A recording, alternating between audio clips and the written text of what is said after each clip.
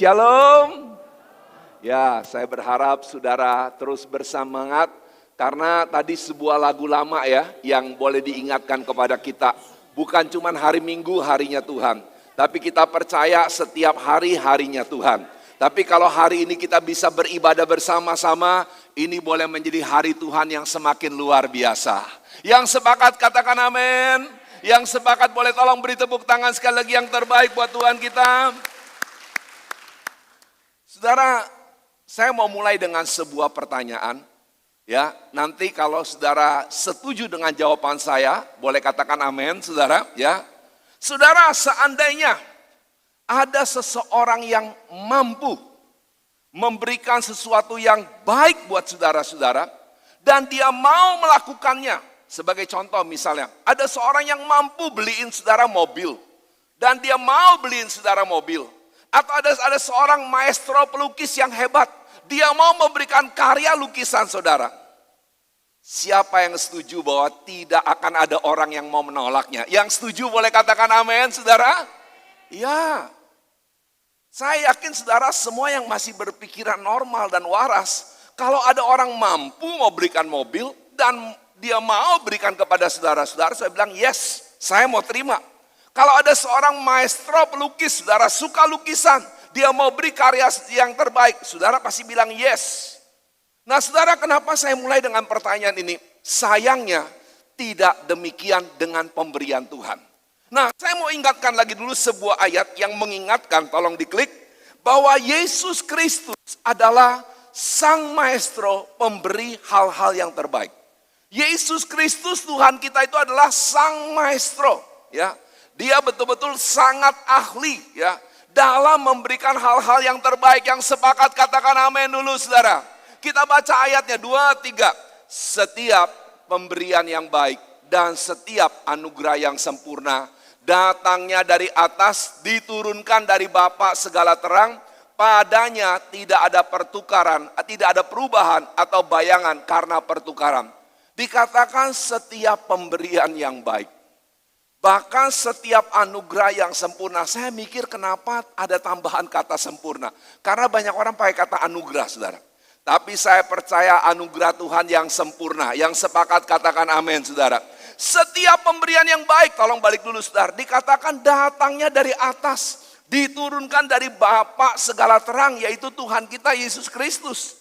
Jadi saudara, dikatakan bahwa yang Tuhan berikan pasti terbaik. Dan sekali lagi kita baca saudara, kalimat yang terakhir, dari mulai kata padanya, saudara kita baca sekali lagi 2, 3. Padanya tidak ada perubahan atau bayangan karena pertukaran. Pokoknya kalau Tuhan kasih saudara, yang terbaik gak bisa ditukar. Gak bisa saudara, dibikin KW-nya, gak bisa saudara. Ya, kita tidak ada seorang pun di antara kita yang bisa membuat KW-nya aja, kalau saya boleh bilang ya. Kualitas keduanya, dari pemberian dari Pak Tuhan gak bisa. Gak ada yang bisa tiru pemberian dari Pak Tuhan. Yang sepakat sekali lagi boleh katakan amin saudara. Makanya hari ini saudara ya, kita harus menyadari semua pemberian dari Pak Tuhan itu pemberian yang terbaik. Dan jangan ditolak saudara. Atau jangan disia-siakan. Banyak kita gak sadar saudara. Ada pemberian yang terbaik daripada Tuhan dalam kehidupan kita. Kita sia-siakan. Makanya kenapa tema khotbah kita hari ini saudara boleh katakan sama-sama 2, 3. Jangan menyia-nyiakan pemberian Tuhan. Sekali lagi boleh katakan lebih keras 2, 3. Jangan menyia-nyiakan pemberian Tuhan. Nah hari ini saya digerakkan untuk membahas salah satu pemberian terbaik Tuhan yang banyak kita entah secara sadar, tapi saya yakin banyak yang secara tidak sadar itu menyia-nyiakan. Memang saya harus menguatkan saudara. Banyak di antara saudara secara tidak sadar menyia-nyiakan pemberian baik Tuhan ini. Nah saudara mungkin bertanya, pemberian baik mana yang saya sia-siakan Pak John? Rasanya saya sih gak mau loh pemberian terbaik dari Pak Tuhan saya sia-siakan. Ada saudara yang banyak orang Kristen saya yakin masih secara tidak sadar menyia-nyiakan. Saya sengaja mengulang-ulang saudara. Kok Pak Jan ngomong lagi, secara memang banyak yang secara tidak sadar saudara. Karena kita batasi pemberian Tuhan tuh kesembuhan. Betul kesembuhan pemberian Tuhan. Oh berkat keuangan, betul berkat keuangan pemberian Tuhan. Tapi ada satu pemberian Tuhan yang tadi saya katakan berulang-ulang. Secara tidak sadar kita sia-siakan. Mari kita belajar dari seseorang yang tidak menyia-nyiakan. Supaya nggak salah saudara. Tolong diklik ayatnya. Yuk kita mau lihat saudara. Apa yang saudara banyak orang secara tidak sadar menyia-nyiakan, orang-orang percaya maksud saya.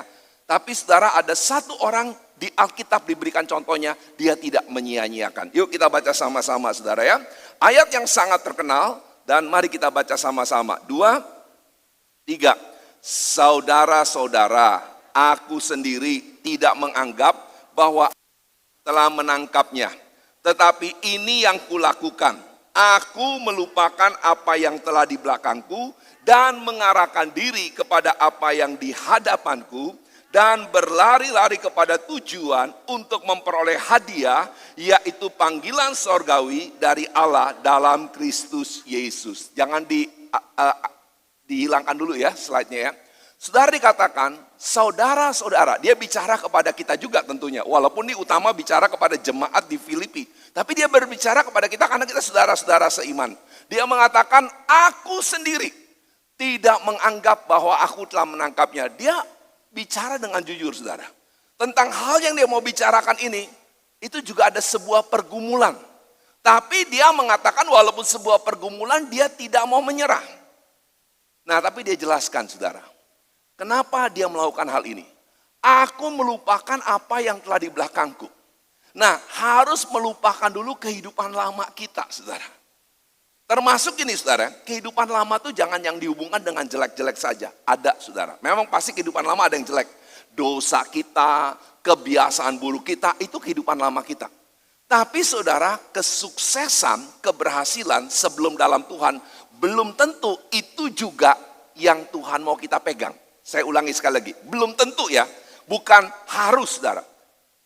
Karena mungkin aja cara saudara sukses, saudara pakai cara-cara yang gak benar. Karena saudara belum kenal Tuhan. Cara saudara dagang, sikat kiri, sikat kanan, fitnah kiri, fitnah kanan. Dan memang saudara berhasil, karena udah terbukti kan. Saudara juga melihat ada orang-orang yang berhasil dalam cara berdagang, dalam cara berusaha, dengan cara yang tidak pernah berhasil. Atau dia punya yang kita mau pelajari namanya visi. Tapi saudara visi dia cuma soal apa? Yang penting gue makin seneng, gue makin kaya. Saudara orang Kristen tidak punya visi makin seneng makin kaya. Tapi herannya saudara, walaupun itu bukan visi orang Kristen, itu akan membuat orang Kristen mengalaminya sebagai dampak. Jadi bukan bagian kejar. Nah makanya saudara, apa yang dia tidak sia-siakan? Perhatikan yang saya berikan warna merah ya. Boleh nggak kita baca sekarang yang warna merah saudara ya? Warna merah saja, 2, 3. Mengarahkan diri dan berlari-lari kepada tujuan. Sekali lagi 2, 3. Mengarahkan diri dan berlari-lari kepada tujuan. Ada 2 tindakan yang luar biasa. Pertama-tama dia arahkan diri saudara. Di mana nih? Di mana pemberian Tuhan? Dia arahkan diri. Setelah dia tahu, oh itu pemberian Tuhan. Dia bukan jalan dikatakan saudara. Orang boleh berlari karena 2 hal. Mungkin karena 3 hal mau tambahin. Pertama lagi olahraga aja. Ya kan banyak orang olahraga juga lari saudara. Tapi saudara mungkin juga lari karena mau digebukin orang. Tapi saudara saya yakin dan pasti nggak salah. Paulus ini lari-lari karena apa saudara? Dia melihat ada sesuatu yang penting. Yang dia harus serius kejar. Mungkin waktunya terbatas. Dan memang saudara waktu saudara terbatas untuk mengejar hal ini. Cuman hidup di dunia ini saudara, waktu saudara. Dan saudara tahu hidup di dunia ini, kecuali Tuhan berikan anugerah khusus, 70 sampai 80 tahun. Jadi kalau saudara sampai lewat 80 tahun, itu ada anugerah khusus saudara. Itulah sebabnya saudara dia bilang, dia berlari-lari kepada tujuan. Dan salah satu arti kata tujuan ini adalah saudara, visi. Saudara, salah satu pemberian terbaik Tuhan, ya. Salah satu. Karena banyak pemberian terbaik Tuhan. Dalam kehidupan setiap kita. Setiap saudara mendapat ini saudara. Tapi secara tidak sadar banyak kita mengabaikan namanya visi. Atau tujuan. Ya, ini salah satu arti sederhananya tujuan. Saudara, coba dengan jujur aja ya saudara, nggak usah angkat tangan. Saudara, coba jalan kehidupan berapa banyak, iya, ada tujuan yang saya mau capai nih, besok saya hidup lagi. Atau ya besok bangun pagi, ya udah masih dikasih kehidupan sama Tuhan, ya jalanin aja. Berapa banyak yang begitu, jalanin aja. Bahkan aduh, saya bisa lewatin lagi nggak ya satu hari ya? Dikasih kehidupan lagi sama Tuhan, saya bisa lewatin nggak satu hari lagi saudara? Kalau kita mau jujur di survei saudara, jangan-jangan lebih dari separuh kita cuma jalanin seperti itu. Ya udah dikasih satu hari lagi, saya jalanin lagi. Saya bersihin rumah lagi sebagai ibu rumah tangga. Saya kerja lagi di kantor, karena saya pegawai. Saya urusin lagi usaha saya, dagangan saya. Karena apa? Dikasih satu hari lagi. Jadi hari kehidupan bukan kejar tujuan. Ya, saya pernah jelaskan bahwa orang tuh jalan kehidupan tuh salah satunya saudara namanya moda survival, bertahan. Ya udah, terlanjur dikasih kehidupan. Ya saya mesti bertahan dong, saya masih hidup. Saya perlu makan dong, saya perlu kerja. Berapa banyak kita yang bangun pagi langsung bilang ini, Tuhan terima kasih Engkau berikan hari kehidupan.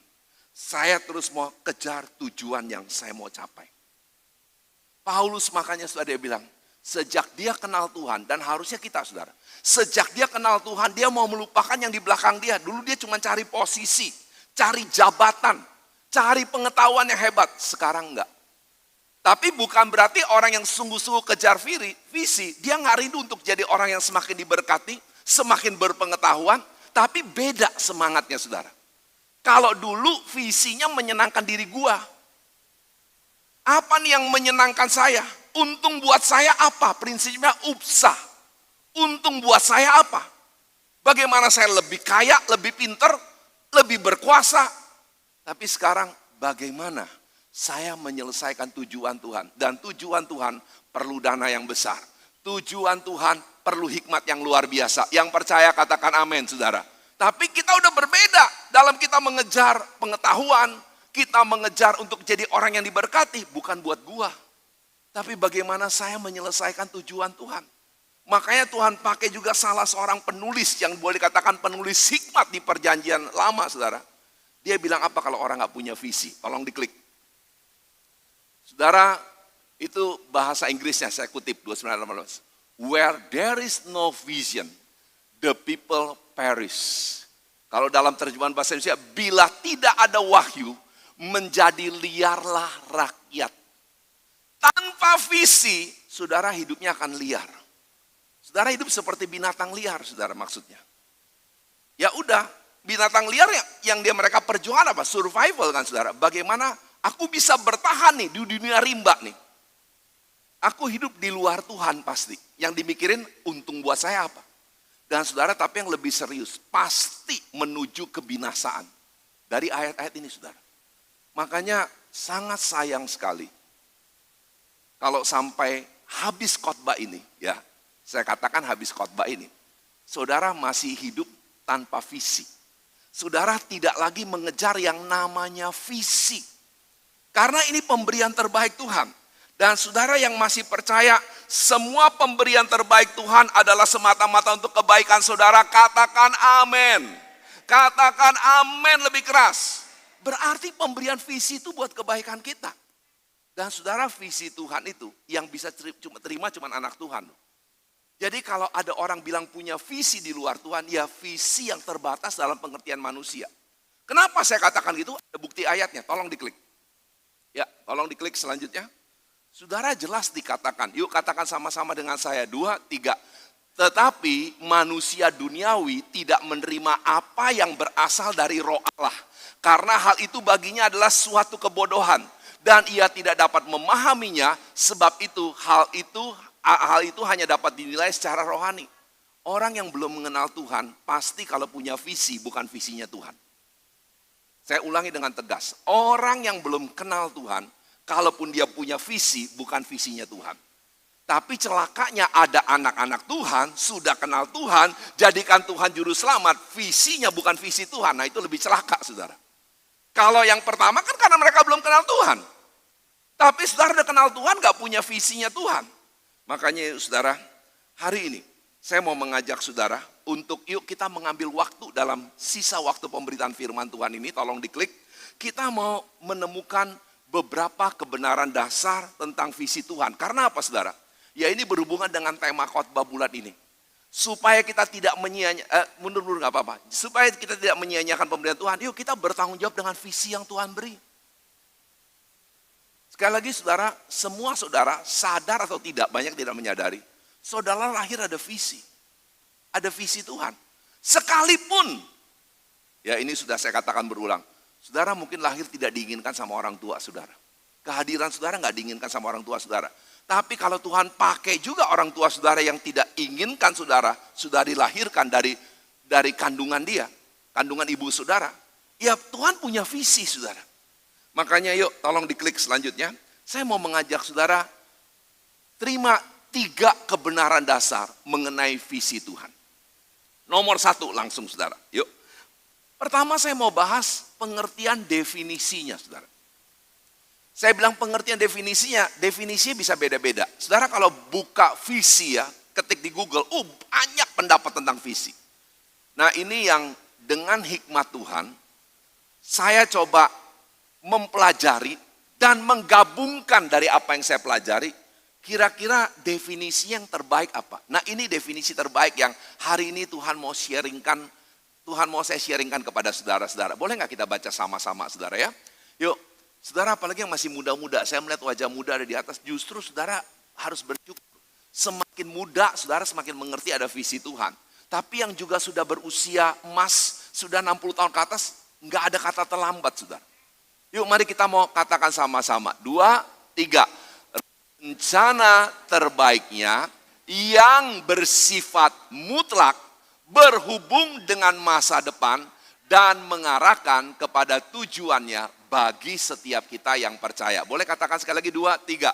Rencana terbaiknya yang bersifat mutlak, berhubung dengan masa depan, dan mengarahkan kepada tujuannya bagi setiap kita yang percaya. Ini rencana terbaiknya. Siapa yang masih yakin rencana terbaiknya Tuhan pasti yang terbaik. Katakan amin saudara. Makanya sayang kalau saudara nggak ngerti. Saudara, makanya pemazmur menyadari ketika dilahirkan, kejadianku dahsyat dan ajaib. Jadi bukan tuh sekedar apa ya, slogan. Apa kabarnya kita jawab dahsyat dan ajaib? Karena ada di firman Tuhan. Harusnya kita orang-orang yang percaya sama Tuhan meyakini hidup saya sejak kenal Tuhan adalah hidup yang dahsyat dan ajaib. Amin saudara. Karena Tuhan punya rencana terbaiknya dan yang bersifat mutlak. Saya diberkati dengan seorang hamba Tuhan. Ini mutlak. Tapi bisa nggak tidak terjadi hidup saudara? Bisa. Karena kan saudara ciptakan Tuhan dengan kehendak bebas. Saudara nggak mau ikutin bisa aja. Seperti istri saya berkhotbah bulan lalu. Ada anak muda bilang, kalau mau dipercayakan pelayanan, mesti ini nih. Saya nggak mau deh kalau gitu. Bisa saudara. Bisa. Saya pernah ada seorang ibu minta doain, tapi saya bilang nggak ada gunanya kalau anaknya belum mau saudara. Karena anaknya nggak mau ketemu saya saudara. Anaknya umur 32 tahun, di masa itu lulusan S2 belum banyak, ini cerita 20 tahun lalu, dia lulusan S2 UI. Tapi nggak mau keluar rumah, memang ada problem saudara. Nggak mau kerja, mamanya udah janda, saudara bayangin kalau saudara jadi ibu yang sudah janda, anak umur 32 tahun, udah disekolahin sampai S2, bukan nolongin ibunya, malah tetap nyusahin ibunya. Saudara, manusia punya kehendak bebas, mau ikuti atau enggak? Tapi tetap mutlak. Tuhan udah bilang, saya rancangkan. Nah, saudara kalau tanya saya nggak bisa jawab, karena saya bukan Tuhan. Tapi ada rancangan yang jelas buat saudara Agus. Saudara. Tapi akan digenapi atau enggak, ada bagian Pak Agus. Dia mau ikutin nggak rencana Tuhan itu? Balik. Makanya ini luar biasa saudara. Rencananya yang terbaik, ya tolong bisa dibalikan, bersifat mutlak dan berhubungan dengan masa depan. Siapa yang mau punya masa depan yang cerah, katakan amin. Ini berhubungan buat masa depan saudara lu. Dan mengarahkan hidup saudara, kalau saudara ngerti visi ini, saudara tuh tujuannya jelas. Makanya saudara, visi ini bukan cuma buat hal-hal yang bersifat pelayanan. Banyak orang berpikir, bersifat pelayanan. Enggak. Saudara jadi pengusaha, itu bisa visi Tuhan, bisa saudara bukan visi Tuhan. Ada orang yang cuman begini saudara, dan saya ditemukan orang ini beberapa kali gagal terus. Enakan gak kerja sama orang jadi pengusaha. Jadi jadi pengusaha bukan betul-betul ada yakin jadi pengusaha, cuman gak mau kerja sama orang saudara. Makanya dia gagal terus. Karena dia tidak mau bertumbuh dalam tanggung jawab. Sebetulnya jadi pengusaha juga ada tanggung jawabnya. Sebagaimana jadi pegawai. Saya gak mau kuliah bagian ini, susah. Walaupun sebetulnya saya lebih senang nih bagian ini. Tapi saya gak mau, susah. Nah itu saudara, merugikan kita. Makanya visi Tuhan tuh termasuk, kalau sudah jadi pedagang pasar hari ini, itu bisa bagian dari visi Tuhan. Saya bisa bilang bagian karena saya kan bukan Tuhan buat saudara. Tapi menjadi pedagang, atau ada yang full time ibu rumah tangga, itu visi Tuhan, jangan sia-siakan. Memang saya harus siapkan dulu saudara. Kadang-kadang visi Tuhan tuh membawa kita, karena kan dari Tuhan kan. Pasti ada unsur di luar kekuatan manusia. Makanya saya pernah membagikan kata-kata mutiara ini waktu saya khotbah visi beberapa tahun yang lalu saudara. Saya diberkati lagi saudara, saya tampilkan ulang saudara. Ya klik. Ya klik betul. Yuk katakan sama-sama saudara. Kalau saudara mau hidup dalam visi Tuhan, dari waktu ke waktu saudara akan alami ini. 2, 3.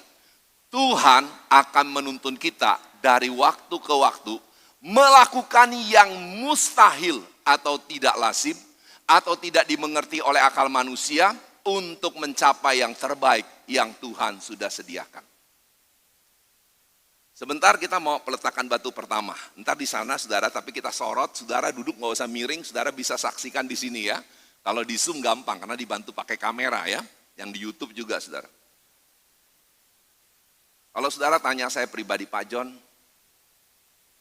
ngapain sih renovasi gedung-gedungnya masih cukup bagus? Saya takut saudara, saya masih manusia. Karena biayanya secara akal manusia mustahil. Buat saya ya, mungkin buat orang tertentu nggak mustahil, tapi buat saya mustahil. Tapi itulah visi Tuhan. Saudara, tolong minta bantuan saudara. Kalau ada orang kenapa kita melakukan renovasi sementara gedung kita sebenarnya cukup bagus, walaupun saudara usia sudah 40 tahun saudara.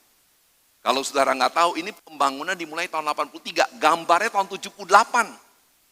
Gambarnya aja udah 44 tahun saudara, modelnya udah nggak cocok untuk menjawab kebutuhan visi Tuhan. Tapi jawablah, karena ini visi Tuhan. Saya mau mengajak saudara bersama-sama, kerjakan ini karena ini visi Tuhan. Dan visi Tuhan gitu saudara, dari waktu ke waktu hal yang mustahil. Nah mungkin timbul pertanyaan kedua yang tidak kalah penting, klik ya. Sekarang bagaimana kita mengerti visi Tuhan atau menangkap visi Tuhan? Tetap harus balik kepada firman, Roh Kudus, dan hati yang terbuka dan mau terus belajar.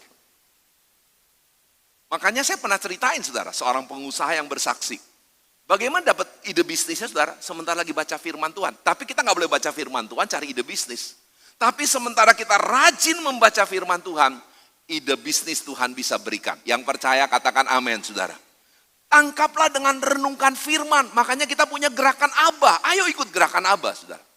Mintalah penerangan Roh Kudus. Roh Kudus melengkapi kehadiran firman. Tapi bagian kita ada. Makanya kenapa ada bagian ketiga. Kita mau punya hati yang terbuka nggak? Kita mau terus belajar nggak saudara? Ada sebuah kata-kata mutiara ya. Saya lupa siapa yang tulis saudara. Karena juga saya dapatkan udah cukup lama. Tentang visi. Tolong diklik. Saudara, kalau saudara mau berjalan dalam visi Tuhan. Dan saya berharap sejak khotbah hari ini. Saudara mau berjalan dalam visi Tuhan. Yang mau berjalan dalam visi Tuhan boleh katakan amin. Saudara, dia bilang begini. Benar saudara. 2, 3. Berjalan dalam ketidaktahuan dengan Allah yang maha tahu. Seringkali visi Tuhan membuat kita, aduh, saya nggak tahu jelas nih, saya mesti mulai bisnis ini. Tapi bagaimana ya, saya nggak punya pengalaman. Bahkan mungkin kuliah saudara bukan kuliah di situ. Kok Tuhan pimpin ke bisnis ini? Tuhan, aduh saya nggak tahu nih dananya nih Tuhan. Kalau sampai belasan sampai 20 miliar, dari mana ini Tuhan renovasi ini bisa selesai? Nah inilah saudara, kalau orang mau hidup dalam visi Tuhan, dia harus siap. Boleh ulangi sekali lagi, kita baca yang warna merah sekali lagi tolong. 2, 3. berjalan dalam ketidaktahuan dengan Allah yang Maha Tahu. Mari kita berjalan dengan Allah yang Maha Tahu. Amin, saudara. Walaupun kita dalam ketidaktahuan. Yang ketiga dan yang terakhir, tapi yang tidak kalah pentingnya. Saudara ngerti definisi visi? Saudara udah mengerti bagaimana menemukan visi? Sekarang saudara, tiap saudara kalau saudara orang percaya, siapa yang orang percaya sama Tuhan Yesus katakan amin. Ada 3 bagian visi. Semua saudara terima 3 bagian visi. Yang pertama namanya visi pribadi. Boleh katakan sama-sama 2, 3. Visi pribadi ya. Tuhan kasih beban pribadi. Sebagai contoh ya, saya berulang kali saksikan. Menyekolahkan atau menganak asuh kuliahkan anak-anak khususnya dari suku-suku bangsa, itu visi Tuhan secara pribadi. Tapi benar saudara, saya boleh menjadi saksi. Saya ini berjalan dalam ketidaktahuan bersama Allah yang Maha Tahu. 20 tahun lalu waktu Tuhan ajak saya mulai, 21 tahun, soal 2001 saudara. Saya betul-betul nggak tahu bagaimana akhirnya saya bisa mengkuliahkan. Bahkan ketika saya punya target, satu waktu akan nyampe jumlah anak asuh seperti jumlah usia saya nggak tahu bagaimana caranya. Bahkan sekarang Tuhan tantang lebih luar biasa. Waktu umur 55 nyampe umur 55. Sekarang Tuhan tantang umur 60 akan nyampe 120, 2 kali lipat umur saya. Tapi itulah visi Tuhan. Visi Tuhan gak pernah gagal, Dia Maha Tahu, saya gak tahu. Amin saudara. Nah ada visi pribadi, jadi pedagang, jadi pengusaha, jadi guru. Makanya ada teman kami ya, istrinya bercerita, dia tuh jadi guru tuh ya gak pernah mikirin berapa gajinya saudara. Karena memang guru gaji gak terlalu besar. Tapi dia tuh menikmati, dia tuh enjoy jadi guru masanya. Karena itu visi yang Tuhan berikan buat dia. Nah sebenarnya saudara mungkin bilang, ketiga ini kan visi bersama juga, tapi ada bedanya. Visi bersama gini saudara, begitu saudara rumah tangga, suami istri, visinya harus disamakan. Dan memang ada visi, Tuhan bukan, yuk kita mesti menyadari, kok saya menikah kan banyak gadis yang lain. Kenapa menikah dengan Ibu Susi? Karena ada visi dan akhirnya kita menemukan, kita punya beban yang sama buat pendidikan. Saudara. Kalau buat pendidikan, kita punya beban yang sangat sama. Tapi karena masih ada visi pribadi, ada yang antara istri saya dan berbeda, nggak apa-apa. Tapi kita boleh saling melengkapi, tapi ada visi bersama saudara. Beban buat pendidikan, itu buat kita berdua itu sangat penting. Saudara. Jadi kalau saudara berumah tangga, kalau nggak saudara, saudara akan bisa terpecah sebagai rumah tangga. Apa visi bersama saudara? Kalau nggak, pasti ada yang liar saudara, kalau nggak ada visi bersama. Suamimu yang liar atau istrimu yang liar, karena nggak ada visi bersama. Mesti ada visi bersama dalam pernikahan. Tapi juga bersama ini bisa. Saudara kerja di perusahaan ada yang punya visi, saudara mesti nangkep loh. Tuhan udah pimpin saudara kerja di perusahaan tuh nangkep visi itu. Begitu kan Pak Agus ya, kerja di perusahaannya ada visinya kan. Dan pasti dari waktu ke waktu nih, karena saya pernah dengar dari Pak Agus lah. Ada kan kegiatan-kegiatan untuk ngingetin visi kan. Itu saudara. Kita mesti belajar, kita kerja di perusahaan mana, visinya apa, jangan jalan sendirian. Tapi yang hari ini saya mau bahas, tolong klik dalam sisa waktu yang ada. Saudara sebagai gereja, kita punya visi yang Tuhan berikan. Makanya ini tiga-tiga gak terpisah saudara. Ada yang buat pribadi, ada yang bersama karena saudara berkeluarga, atau saudara kerja di perusahaan. Yang ketiga adalah, sebagai gereja ada visi umum dan visi khusus. Nah visi umum saudara artinya semua gereja harus tangkap. Yaitu apa saudara? Menjadi saksi dan menjadi murid yang semakin serupa Kristus. Makanya kita masukin di visi gereja kita saudara. Untuk mengingatkan, sebetulnya itu harus semua visi gereja. Ya tapi kita nggak usah nyalain gereja lain saudara. Mungkin mereka ada yang merasa cukup di misi, ya udah saudara. Atau ada yang merasa pokoknya apa yang menjadi visi saya udah termasuk kok di sana. Tapi pokoknya semua kita tuh menjadi saksi, itu visi umum. Saudara jadi orang Kristen, apapun yang saudara kerjakan harus menjadi saksi. Jadi ibu rumah tangga, jadi pegawai, jadi pengusaha, jadi saksi. Nah makanya yang terakhir yang saya mau tekankan saudara. Kenapa makanya Tuhan menuntun kita bergabung di gereja mana? Makanya jangan ikut-ikutan anak Tuhan yang menjadi jemaat yang anggota GKJJ, Gereja Kristen Jalan-Jalan. Ntar minggu ini ke gereja ini, minggu depan ke gereja lain. Kan semua gereja baik, ya saya setuju. Tapi Tuhan mengatakan gereja seperti sebuah keluarga. Saudara bisa ganti-ganti keluarga nggak seenaknya? Nggak bisa, saudara. Tapi tidak ada gereja yang sempurna. Makanya saudara sebetulnya jangan terkejut dengan perpindahan. Saudara juga di sini ada yang perpindahan kan? Ya itu udah nggak bisa dihindari, saudara. Jemaat sini ada yang perpindahan. Saudara, gereja yang paling maju, paling bagus yang saya kenal aja. Eksodusnya gila-gilaan, saudara. Gereja yang lagi hebat sekarang, saya nggak mau sebut namanya. Saya pernah ketemu pendahulunya. Dulu saya gereja itu tuh. Sekarang gereja yang hebat, saya sebut, saudara banyak yang kenal. Karena banyak juga anggota kita yang pindah ke sana. Tapi yang pertama juga bilang, saya kecewa sama gereja itu saya pindah. Karena gereja nggak ada yang sempurna, saudara. Saudara mau cari yang sempurna dari gereja, happy disappointed. Jadilah orang-orang yang siap ngalami kekecewaan. Nggak ada gereja yang sempurna. Tapi kalau Tuhan tempatkan, ayo kita ngerti apa visi bersama. Nah, kenapa visinya blessing community, saudara? Karena dari awal ya, gereja ini terus Tuhan bilang tuh menjadi komunitas yang menjadi berkat. Yuk kita lihat sebentar klip ya. Ini klip sinode kita, saudara. Ya, tapi saudara, sebetulnya ini sangat berhubungan dengan gereja ini. Karena yang Tuhan percayakan dari gereja ini sudah dipanggil Tuhan, tapi istrinya masih ada, Ibu Hetty Luwita. Om Daniel almarhum yang sebagian saudara kenal, lihat apa yang dia kerjakan lewat sinode. Bukankah ini contoh gereja yang menjadi blessing community? Klik, tolong diperlihatkan dulu.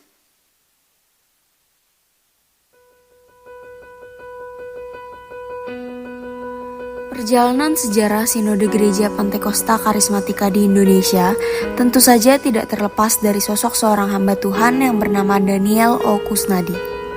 Sekalipun beliau sudah begitu lama meninggalkan kita, namun nama serta semangat hidupnya masih bisa dirasakan hingga saat ini. Tahun 1968 merupakan awal almarhum pendeta Daniel O. Kusnadi memulai perjalanan hidupnya sebagai pelayan Tuhan di sebuah gereja di Tangerang. Dan pada tahun 1970 merintis gereja lokal sendiri di Batu Ceper yang pada akhirnya menjadi cikal bakal lahirnya GPKDI. Memenangkan sebanyak mungkin jiwa bagi Tuhan merupakan visi awal yang almarhum dapatkan bagi GPKDI. Bersama istri, Pendeta Hetty Luwita, setiap hari mereka menyempatkan diri untuk mengunjungi jemaat serta berkeliling untuk memperkenalkan Injil kepada banyak orang.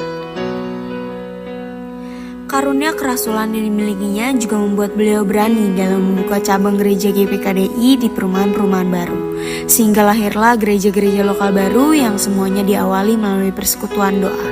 Seperti GPKDI Blessing Community Jelambar pada tahun 1972 dan GPKDI House of Truth Bojong Indah pada tahun 1980. Pada tahun 1985, almarhum pendeta Daniel O. Kusnadi memutuskan keluar dari organisasi sinode yang lama. Pada tahun 1986, memutuskan untuk mendirikan organisasi baru dengan nama Gereja Pantekosta Karismatika di Indonesia atau GPKDI. Dan secara resmi terdaftar di Bimas Kristen Protestan Departemen Agama Republik Indonesia pada tanggal 20 Juni 1989. Nama Gereja Pantekosta Karismatika di Indonesia merupakan nama yang almarhum pendeta Daniel O. Kusnadi dapatkan setelah ia menyelesaikan pendidikannya di Amerika. Ini terjadi karena almarhum rindu gereja ini mengalami terus pengalaman Pantekosta dan jemaat dapat bergerak dalam karunia rohani seperti yang diberikan Roh Kudus kepada setiap orang. GPKDI memiliki visi nasional yaitu menjadi serupa dengan Kristus. Adapun misi GPKDI yaitu membangun kerajaan Allah, memiliki iman yang teguh, bersikap profesional, dan mencapai hidup sejahtera. Terdapat pula nilai-nilai organisasi yaitu kekeluargaan, optimis, misi, pengabdian, antusias, dan sejahtera atau yang disingkat menjadi kompas. Sinode GPKDI sudah mengadakan musyawarah besar atau MUBES sebanyak 9 kali dan sudah dipimpin oleh 5 ketua sinode dari hasil pemilihan sidang MUBES. Sejak awal berdirinya sampai di saat sekarang ini, di tahun 2022, organisasi Sinode GPKDI ini telah mengembangkan pelayanan yang terletak di 17 provinsi di Indonesia dengan total cabang gereja lokal dan bajem yaitu sebanyak 88. Selain itu, GPKDI juga mengadakan kemitraan dalam membangun pelayanan, seperti sekolah dari PAUD, TK hingga SMA, serta panti asuhan dan pusat pengembangan anak.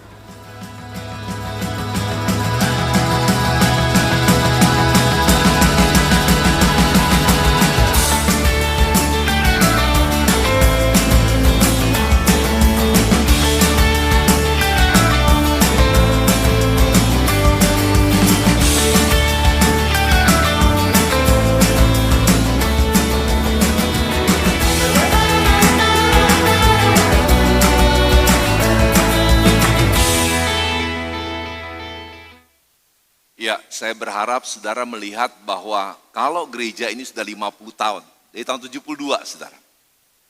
Tapi memang tahun 2002 kita nggak mengerti ya, baru 30 tahun gereja ini berjalan, Om Daniel terkena pendarahan di otak saudara. Dan Tuhan tidak izinkan dia untuk bisa kembali, bahkan dipanggil sama, maksudnya kembali beraktivitas secara normal, dan 2004 beliau dipanggil Tuhan ya, supaya saudara tahu perjalanan kehidupan beliau. Tapi saudara, sebetulnya ya saya pernah ceritakan sama saudara-saudara, dan saya coba menghitung ulang. Dari 88 gereja ini saudara telah ikut membantu untuk pengembangan atau mendirikan itu sudah 68 gereja saudara. Sudah lebih dari 75% itu ada bagian lewat gereja ini. Pertama-tama tentu lewat Om Daniel, kemudian saya meneruskannya. Bagaimana kita menjadi blessing community. Contoh sekolah yang kita bisa mulai diikuti di banyak daerah-daerah saudara, di Kalimantan, di Batam, di Sulawesi, mereka juga mendirikan sekolah. Terus kita menjadi blessing community. Makanya kenapa namanya blessing community saudara. Ya. Ini memang senternya blessing community. Sekarang kita nambahin GPKDI Blessing Community Center. Biarlah ini boleh menjadi pusat kegiatan komunitas yang menjadi berkat. Tapi Tuhan bukan cuma mau ke gereja-gereja. Nah saudara, kali ini kenapa kita renovasi ya. Saya mau tutup di sini saudara. Karena visi khusus gereja ini jangan cuma jauh-jauh saudara. Kita mau masyarakat sekitar ini menyadari ini adalah sebuah community center. Mereka boleh merasakan dengan donor darah yang kita kerjakan, basar kemerdekaan yang kita kerjakan, bimbel yang kita mau terus kerjakan saudara. Dan nggak tahu nanti ide-ide lain. Ini adalah community center, blessing community center. Makanya keluar nama kita BCC, Blessing Community Center. Tapi ke dalam kita GPKDI Blessing Community Center. Ini tetap gereja. Tapi gereja yang dipanggil Tuhan visi khususnya Blessing Community Center. Dan kita renovasi saudara. Mungkin ada pertanyaan, kok nanti lihat gambarnya gedungnya nggak lebih besar? Sebenarnya saudara dengan tingkat 3 lebih besar saudara. Tapi saudara, kita kan mau semakin banyak ruangan dimaksimalkan. Bagaimana jadi Blessing Community Center? Jadi bukan soal punya gedung yang lebih besar aulanya, tapi bagaimana gereja ini menjadi community center. Nanti saudara aulanya cuma muat 500, sebenarnya seperti sekarang saudara, cuma gak ada bagian atasnya. Tapi kalau jemaat bertambah yang kita masih percaya saudara, kita bisa bikin 3 kali 4 kali ibadah, bukan cuma 2 kali. Yang sepakat katakan amin saudara. Tapi kita menyadari kalau mau lebih baik, tempat parkir harus lebih baik saudara. Dalam renovasi ini kita mentargetkan bisa menambah 35 sampai 40 parkir mobil saudara. Karena kita percaya ada pertambahan jiwa dan jemaat-jemaat yang ada semua diberkati Tuhan. Amin saudara. Ya makanya supaya saudara mengerti.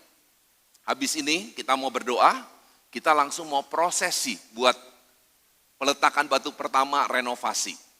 Ya, pelaksananya 2023 saudara. Tapi kita memilih hari ini seperti saya jelaskan kalau minggu lalu sudah hadir.